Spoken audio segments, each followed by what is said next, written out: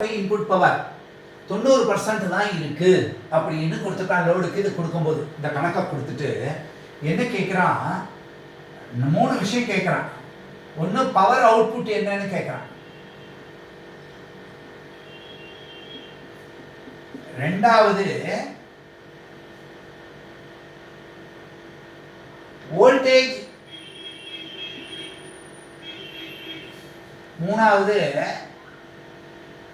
current in secondary. இந்த ரெண்டும் voltage and current in the secondary. பிரைமரிக்கு வேல்யூ கொடுத்துருக்கான். அப்போ பிபி வேல்யூ என்ன இருக்கு நமக்கு, 2.5 into 10⁻³ கிலோன்னு கொடுத்தது 10⁻³ மாற்றிங்க. ஐபியோட வேல்யூ என்ன இருக்கு, 20 ஆம்பியர். அதுவும் நமக்கு தெளிவாக தெரியாது. அப்போ என்பி பை என்எஸ் சுற்றுகளின் வீதம் என்ன கொடுத்துருக்கான் அப்படின்னு கேட்டால் 10/1, 10:1. அப்போ 10/1. அப்போ என்எஸ் பை என்பி வேல்யூ வேணும் அப்படின்னாக்கா என்னென்னு எழுத முடியுது, அப்படியே தலைகீழ போட்டுக்க வேண்டியதான், 1/10ன்னு போட்டுக்க வேண்டியதான். இந்த மதிப்பு எல்லாம் கொடுத்துருக்கிற மதிப்பு. இப்போ இந்த கணக்கை எப்படி போடலாம் அப்படின்னு பார்த்தா, பர்சன்டேஜ் ஆஃப் எஃபிஷியன்சி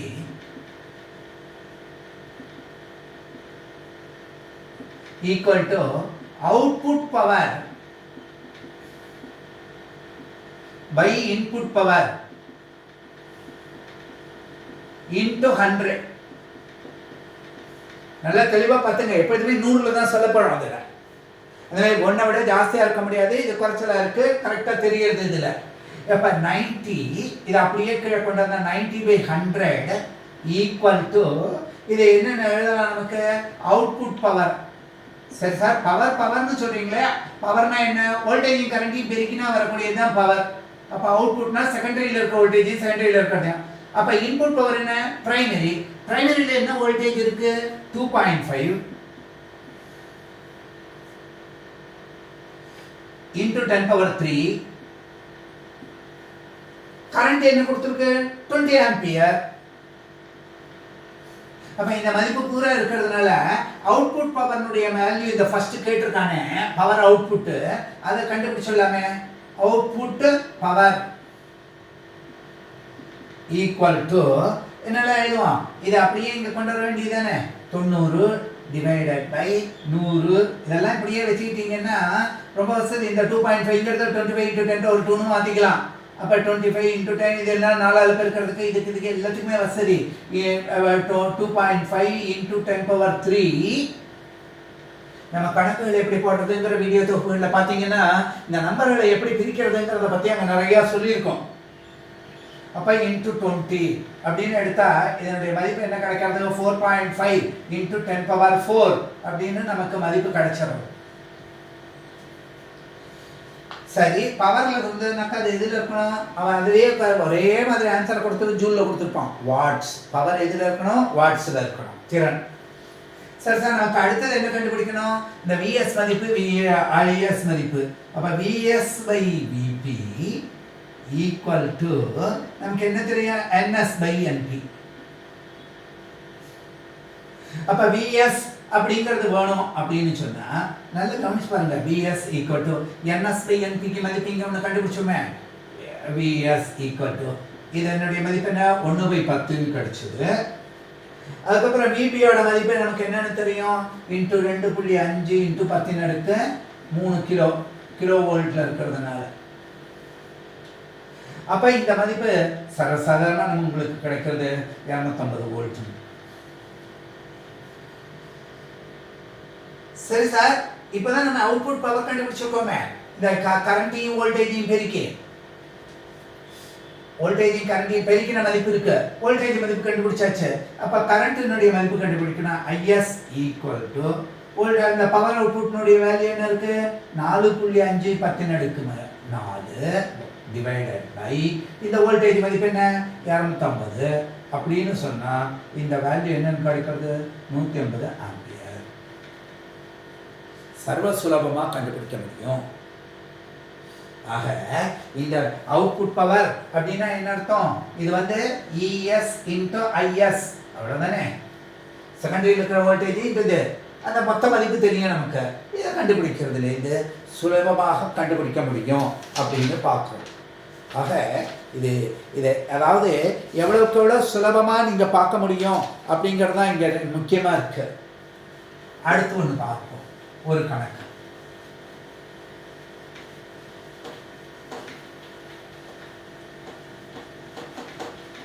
இன்னும் 2 செட்டு இந்த மாதிரி வாய்ப்பாடுகளை அறிமுகப்படுத்துறதுக்காக இருக்கக்கூடிய செட்டுகளாக இருக்கு. அதைத்தான் நான் தொடர்ச்சியாக சொல்லிட்டு வந்தேன். இப்போ நீங்கள் தெரிஞ்சுக்க வேண்டியது என்ன அப்படின்னா, இன்னும் ஒரு கணக்கு பார்ப்போம். இந்த பகுதியில் இந்த தினம் வாய்ப்பாடுகளை பற்றி அதனுடைய தொகுப்புகள் எப்படி எழுதிக்கணும் அப்படிங்கிறத பற்றி நான் சொல்லியிருந்தேன். அந்த ஏன்னா அதில் சொல்லியிருக்கிறது வெறும் வாய்ப்பாடு இல்லாமல் அது வரக்கூடிய வரையறைகளையும் சில இடங்களில் சொல்லியிருந்தோம். நம்ம இங்கே என்ன சொல்லியிருக்கா பாருங்க, ஒரு பைகான்வெக்ஸ் லென்ஸ், இருபுற குவிலென்ஸ், பைகான்வெக்ஸ் லென்ஸினுடைய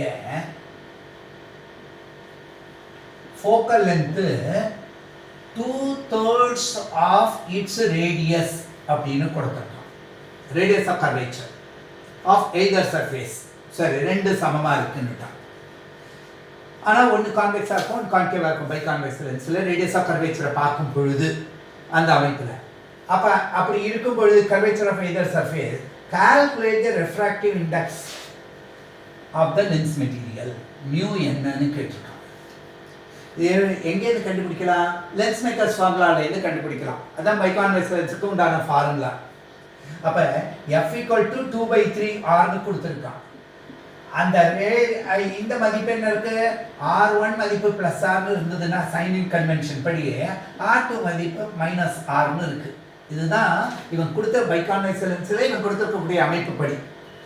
இப்போ நமக்கு ஃபார்முலா என்ன இருக்கு? லென்ஸ் மேக்கர்ஸ் ஃபார்முலால 1/F = mu - 1 into 1/R1 minus 1/R2.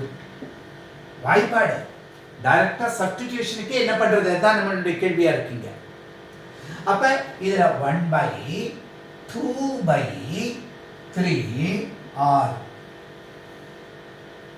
இந்த மதிப்பு அப்படியே போட்டிருக்கேன். ஈக்குவல் டு mu - 1ன்னு வச்சுட்டு இதுல 1/R எடுத்துக்கிட்டா இங்க -R எடுக்கிறதுனால இது +1/R ஆகுது.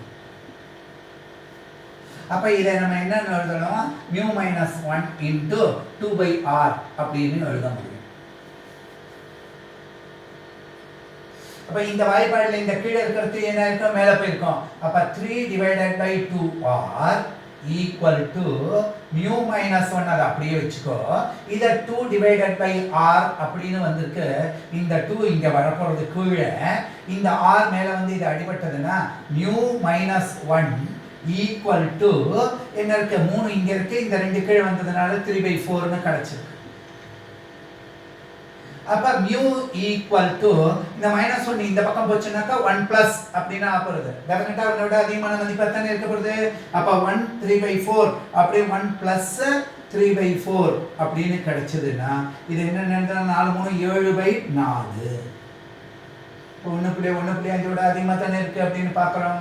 இந்த மதிப்பு இதுதான் நமக்கு என்னவா இருக்கு? இதனுடைய தொகுப்பு மதிப்பா இருக்கு. ஆக இந்த தொகுப்பு செட் 3ல நம்ம சில கணக்குகளை எடுத்து பார்த்தோம். இந்த கணக்குகள் எல்லாமே வாய்ப்பாடுகளுடைய முக்கியத்துவத்தை குறிக்கிறது. நான் அதை தான் திருப்பி திருப்பி சொல்கிறேன். உங்களுக்கு காம்படிட்டிவ் எக்ஸாமினேஷனில் முதல்ல தேவையானது என்ன அப்படின்னு கேட்டால் செல்ஃப் கான்ஃபிடென்ஸ். நம்ம இத்தனை கணக்குகளை துல்லியமாக போட்டு முடிச்சிருக்கோம். போட்டுகிட்டே போங்க.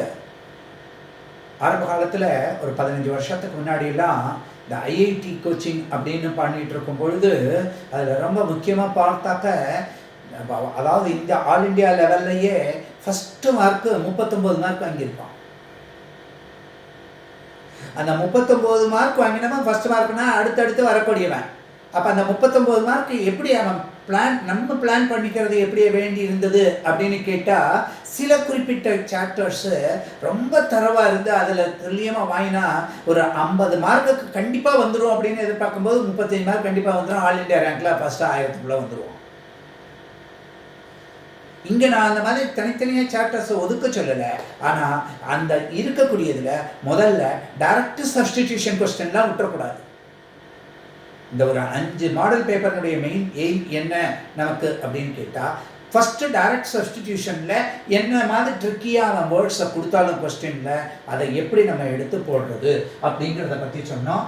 ஆக மாணவர்களே, அடுத்த வகுப்பில் இன்னும் அடுத்த செட்டு, அதுக்கு அடுத்த செட்டு, இந்த 2 செட்டில் பார்த்துட்டு அப்புறம் ஒரு 10 மாடல் பேப்பர்ஸை நம்ம ப்ரொஜெக்ட் பண்ணி அதை வேகமாக போடுறதுக்காக நம்ம கொடுக்குறோம். சில மாடல் பேப்பர்ஸை பொதுவாகவே ப்ரொஜெக்ட் பண்ணி அப்படியே கொடுக்குறோம். அதை நீங்கள் வீட்டில் ட்ரை பண்ணி பாருங்கள். ஒரு வாரம் கழித்து அதுக்குண்டான ஆன்சர் கீயை நம்ம போட்டு கொடுக்குறோம். ஸோ உங்கள் டயத்துக்குள்ளே உங்களால் முடிகிறதா அப்படிங்கிறதையும் நீங்கள் செக் பண்ணுறதுக்கு முடியும். நீங்கள் இதில் பார்க்கும் பொழுது அதை நல்லா ஃபுல் ஸ்க்ரீனுக்கு கொண்டு போயிட்டு பார்த்தீங்கன்னா நல்ல தெளிவாகவே போர்டில் இருக்கக்கூடிய விஷயங்கள் பூரா தெரியும். இது பயன்படுத்திக்கிறது உங்களுடைய கையில் இருக்குது. நன்றி.